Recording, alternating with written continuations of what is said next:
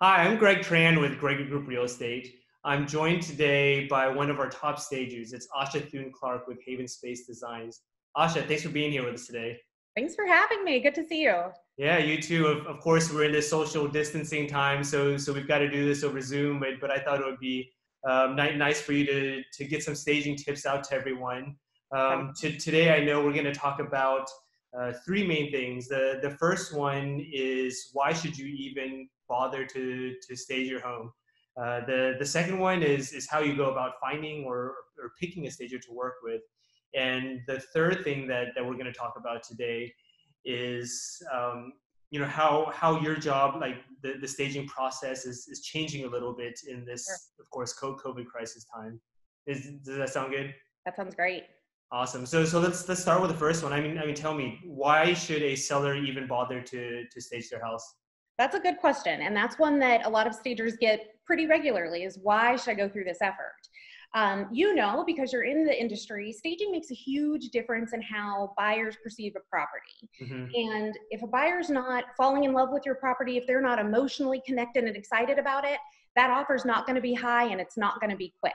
And so my job is to make sure that we get the highest, fastest offers we possibly can by showcasing the property in the most desirable light. I always tell sellers, your property will sell even if you do nothing I say. Yeah. But if you follow my recommendations that are evidence-based, then we have the best possible chance of getting those high, fast, competitive offers that frankly, I just get a little bit greedy about getting because every property has the potential to really highlight the goods and negate some of the potential objections that get us those good offers. I definitely have noticed that working with our buyers is, especially the ones who are looking for a house to live in, when they walk into a house, rarely is it about the stats, like the square footage or the Right. price per square foot, any of that. I've noticed that with a lot of our buyers, when they walk into the house, I mean, usually they can tell within a minute if they're going to like the house or not. That's true. And they just walk in and it's a feel, right? Yep. And you know that even from photos, people aren't going to spend time getting in their car and going to a property to even give it a chance in person That's if those true. photos aren't really good. So a lot of what I tell people when they say, are you sure this feels a little bit different than the way we'd ever live in this space? I would never set the furniture like this, etc. Well, that's probably true, but there's a big difference between selling and dwelling. And when we're selling a space, we really want to make sure that things are showcased in a way that those photos capture the best possible angles, the best possible light. If people aren't attracted to the photos, they're never going to come to the house to give it a chance in person. Yeah, we've noticed that a lot, and that is one of the reasons that we ask our sellers that, hey, if you really want the top value for your house, first of all, as agents, we always provide the staging consultation for our sellers anyways, because we know that first impressions are everything. In a market that moves as fast as this Austin market does, people can go online and they can look at just about an infinite amount of houses. So you really have to be able to catch their attention. Yep. Just like that. And one of the statistics that we got recently from the National Association for Stagers was that only about 5 to 10% of buyers can really Mhm. perceive a future space.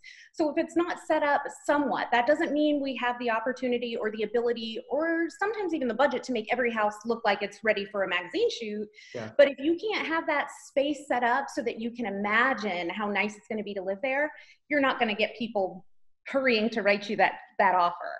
Yeah. Yeah. No, I totally understand that.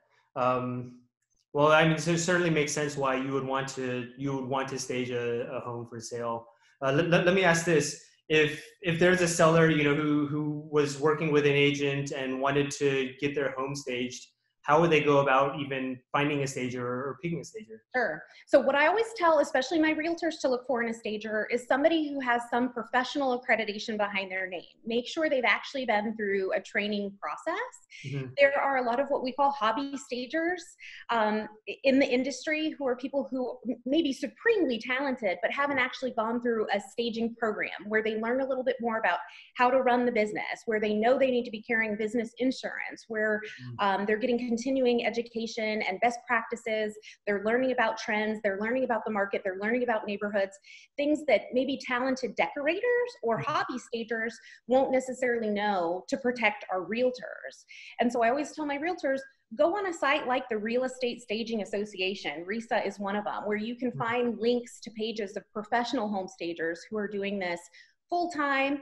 It's their passion, it's their full-time career, and they're running their business the way it should be run to make sure we're representing both homes and our realtors in the best light.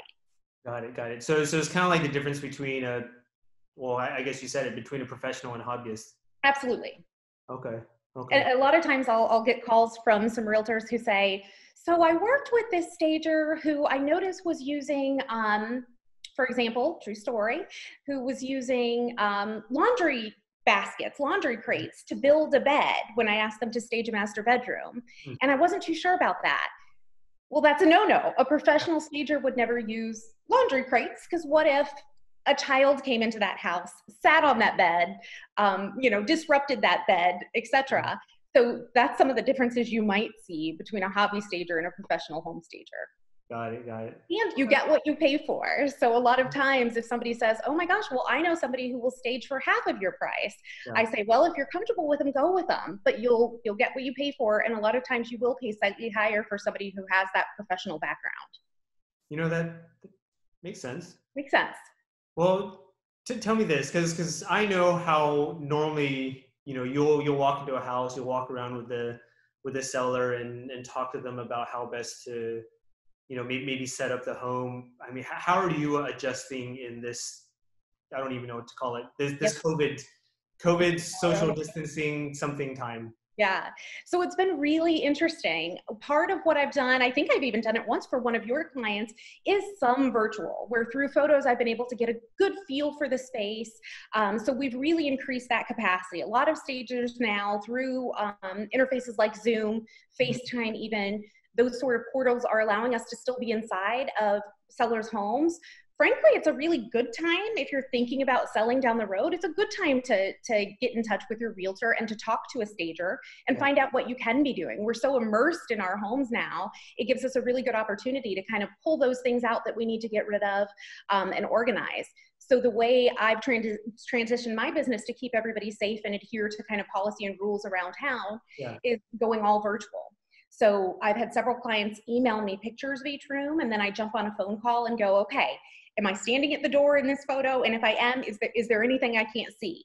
And so we'll go through room by room that way. And what I'm finding is a lot of our sellers are really liking that experience because they can still be comfortable and casual and behind the scenes. They don't have to meet me at the door and have their space invaded.